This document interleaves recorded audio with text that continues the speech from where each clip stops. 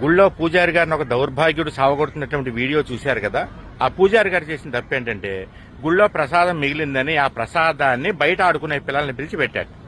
ఆ ప్రసాదం తీసుకున్నటువంటి పిల్లల్లో ఒకడు దేవుడి బిడ్డ ఉన్నట్ట. వాడు వెళ్ళి వాళ్ళ నాన్నతో చెప్పాడు, పంతులు గారు ప్రసాదం ఇచ్చారని. వెంటనే వాడు వచ్చేసి, ఎంత పని జరిగిందిరా, మనం రేపు పరలోక యాత్రకి రిజర్వేషన్ చేయించుకుంటే అనవసరంగా నిన్ను ఈ టికెట్ క్యాన్సిల్ చేసేసాడా ఆ పూజారి గారిని చెప్పి ఆ కోపం దోచి కొట్టేశాడు. అంతటి దౌర్భాగ్యులు ఉన్నారు.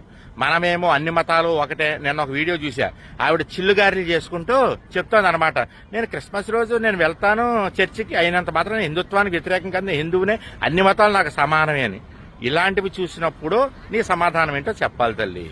ఇలాంటివి చూసినప్పుడు చెప్పే సమాధానం, నీ ఫ్రెండ్స్ ఉన్నారన్నావు కదా, వాళ్ళ కోసం నువ్వు చర్చికి వెళ్ళి అన్నావు కదా, వాళ్ళని మన గుళ్ళోకి తీసుకొచ్చి మన ప్రసాదం పెట్టాలి.